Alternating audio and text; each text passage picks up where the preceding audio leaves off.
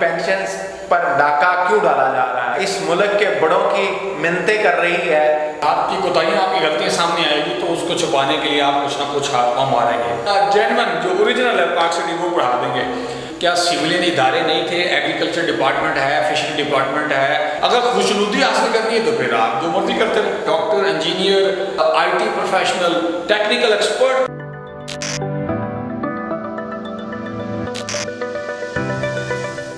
السلام علیکم ناظرین، میں ہوں آپ کا میزبان AK آزاد. آپ دیکھ رہے ہیں نوائے انسان. ناظرین، اسلامی جمہوریہ پاکستان میں اس وقت عوام تذبذب کا شکار ہے. ایک طرف آج لاہور میدان جنگ بنا ہوا دکھائی دیا. پنجاب کے وہ بوڑھے پینشنرز جنہیں اپنی پوری زندگی اس قوم کے لیے، اس دھرتی ماں کے لیے وقف کر دی، آج میڈیا انہیں دکھانے سے قاصر ہے. آج ارباب اختیار پولیس ان پر لاٹھی چارج کرنے کی پلاننگ کر رہی ہے. آج ارباب اختیار ان کی بات سننے کے لیے تیار نہیں ہیں. ہزاروں کی تعداد میں یہ مرد و خواتین، بچے، بوڑھے سب ایک جگہ پر جمع ہیں اس تخت لاہور میں. ان کا ایک ہی مطالبہ ہے کہ اگر آپ بڑے بڑے 20-21 اسکیلز کے 20-21 گریڈ کے لوگوں کو اتنی مراد دے سکتے ہیں تو ہماری پینشنز پر ڈاکہ کیوں ڈالا جا رہا ہے؟ اور حکومتی عہدیداران کی طرف سے یہ دعویٰ کیا جا رہا ہے کہ یہ سارا IMF کی وجہ سے ہمیں کرنا پڑ رہا ہے، IMF کی شرائط ہیں. تو یہ ساری صورتحال میڈیا نہیں دکھا رہا. جس طرح سے قاسم کے ابا جی کو نہیں دکھایا جا رہا، اسی طرح سے ان بیچاروں کو بھی نہیں دکھایا جا رہا. ناظرین، ایک اور خبر وہ یہ ہے کہ حکومت ہاتھ پاؤں مار رہی ہے، اس ملک کے بڑوں کی منتیں کر رہی ہے کہ ہمیں 1 سال کی ایکسٹینشن دے دی جائے، ہم 1 سال مزید اسی حکومت کو چلائیں. وہ اس لیے تاکہ ہم الیکشن کے لیے اپنے راستے ہموار کر سکیں. اس ساری صورتحال پر میرے ساتھ بات کرنے کے لیے جناب علی طلعت چوہدری صاحب موجود ہیں، جو کہ ایک سوشل میڈیا ایکٹیوسٹ ہیں. وہ اس سماجی معاملات پر وہ گہری نظر رکھتے ہیں. ہم ان کا سٹانس لیتے ہیں کہ آج تخت لاہور میں جو مرد و خواتین موجود ہیں انہیں میڈیا دکھانے سے کیوں قاصر ہے. جی السلام علیکم سر. وعلیکم السلام، کیا حال ہے؟ الحمدللہ. ایک ایسا بات یہ ہے کہ جب آپ کی برائی سامنے آئے گی، آپ کی کوتاہیاں، آپ کی غلطیاں سامنے آئے گی تو اس کو چھپانے کے لیے آپ کچھ نہ کچھ ہاتھ پاؤں ماریں گے. آج کچھ نہیں ہوا جو کل ہونے جا رہا ہے.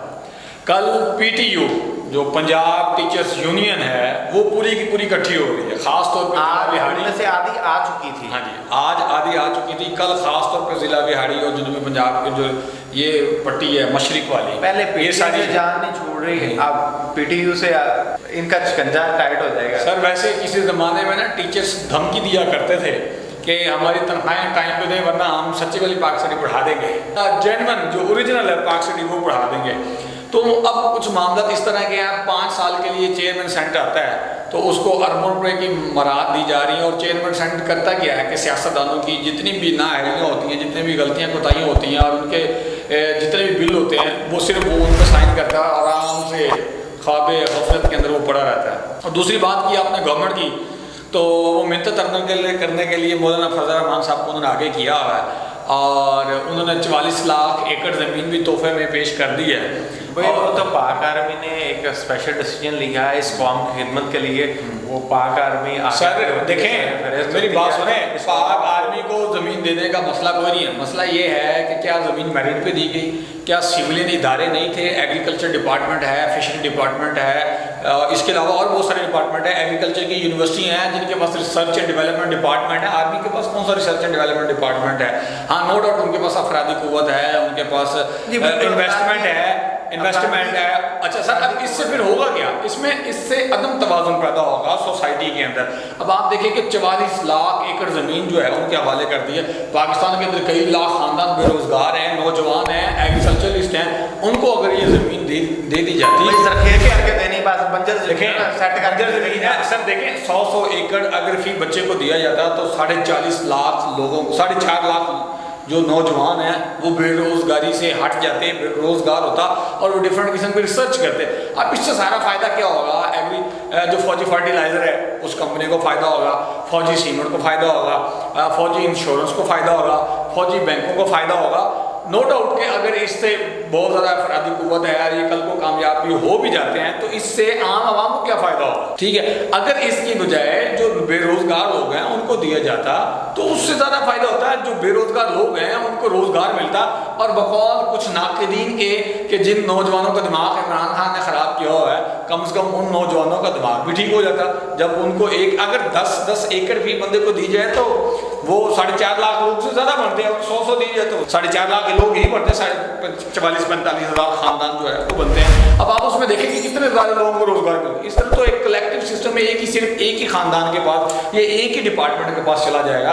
अब इतनी सारी यूनिवर्सिटियाँ हैं, अगर यूनिवर्सिटियों को दे दी जाता है तो यूनिवर्सिटी के पास तो रिसर्च एंड डेवलपमेंट डिपार्टमेंट है, बड़े बड़े किस्म के बीज आते हैं, फौज के पास क्या है। अगर इस तनाजुर में देखा जाए, अगर खुशनुदी हासिल करनी है तो फिर आप जो मर्जी करते रहे। हाँ, ये तो हुकूमत का डिसीजन है ना, हुकूमत ने गलत डिसीजन किया या सही डिसीजन किया। हाँ, ये ज़मीन राइट पे मिली या एक सिर्फ खुशनुदी के लिए, जस्ट अपनी हुकूमत को तूल देने के लिए ताकि हम ज़मीनें अलॉट करते जाएं, ये पाकिस्तान में वही एक मरबचा सिस्टम जिसे हम समझते हैं कि ये इंसान दुश्मन सिस्टम है, हमारा तल्लक जो किसी जमात से, किसी गिरोह से नहीं, या हमारा दुश्मन ये सिस्टम के अलावा ये जमातें नहीं हैं बल्कि ये सिस्टम है। ये सिस्टम से वो इस वक्त चाह रहे हैं कि ये सिस्टम हमें थाली में प्लेट में रख के दे दे, 1 साल की हुकूमत दे दे ताकि हम PTI का 1 साल में सफाया कर दिया जाए। चूँकि कुरान पाक की बेहुरमती के हवाले से जिस तरह से एक प्रोटेस्ट किया PTI ने, उस पर कुछ गिरफ्तारियों की खबरें हैं जो कि बड़ी मायूस कुन हैं। उन पर अब इल्ज़ाम क्या है ये एक अलग बात है, उनको किस तरह से गिरफ़्तार किया गया, कहाँ से गिरफ़्तार किया गया, उनके ख़िलाफ़ FIR क्या दर्ज होंगी, उनको किस तरह से यरगमाल करके रखा गया है, अब तक उन पर कोई कानूनी कार्रवाई हुई है या नहीं है, ये तो आने वाला वक्त ही बताएगा। हम कुछ नहीं कह सकते बग़ैर इन्वेस्टिगेशन के, बग़ैर प्रूफ के। लेकिन ये ज़रूर है कि ये एक जुल्म है, लेकिन जुल्म ज़्यादा चल नहीं सकता। मसला ये है कि जुल्म अब उन्हीं के साथ हो रहा है जो इस सिस्टम के से हिस्सा बटोरने वाले थे। मसला ये है, ये कल उसी सिस्टम से हिस्सा ले रहे थे, आज वो सिस्टम उनको पकड़े हुए है, वो इस वजह से कि ये उस सिस्टम के अंदर एडजस्ट नहीं हो पा रहे, इतनी सी बात है।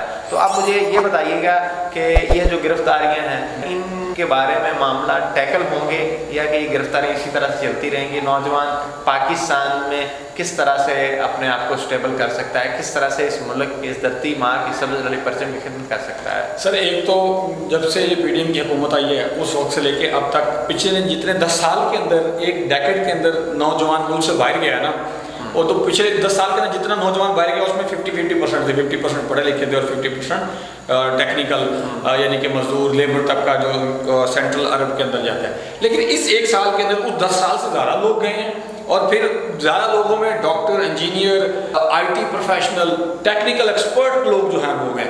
अच्छा, फिर उसके बाद जब ये 9 मई वाला वाक़या है, उसके बाद ये आपने देखा है कि 250 से ज़्यादा नौजवान जो है हमारा डूब गया है टंकी लगाते हुए।